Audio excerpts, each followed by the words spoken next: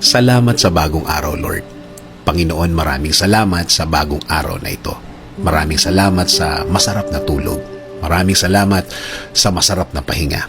Alam ko po, Panginoon, na ako'y binantayan ninyo at inalagaan ng buong magdamag. Haharapin ko po, Lord, ang araw na ito na puno ng pag-asa sa aking puso't isipan, sa aking buong pagkatao, sa aking buong araw ngayon. Alam ko po, Lord, na hindi mo ako iiwan ngayong araw na ito at patuloy niyo akong sasamahan at bibigyan ng guidance.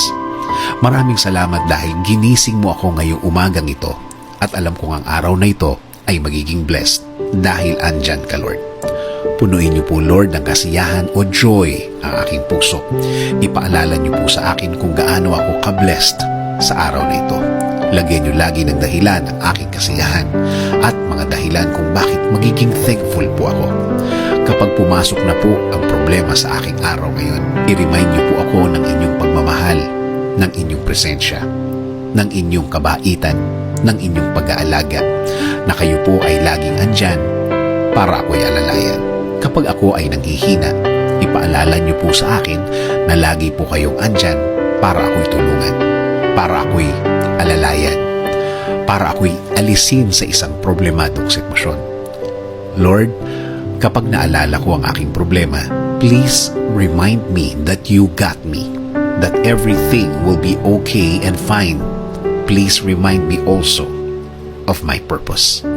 Kung bakit ako nasa mundo, kung bakit ako nabuhay, kung bakit ako andito para sa araw-araw, para paglingkuran kayo at mahalin.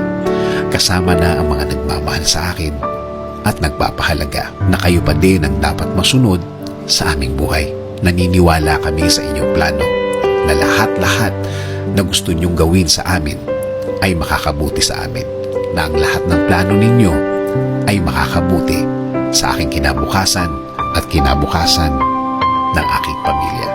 Lord, patuloy niyo pong pasukin ang aking buhay.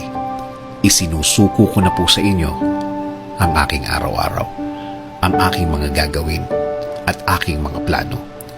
Patuloy niyo kaming bigyan ng guidance sa araw na ito at sa mga susunod.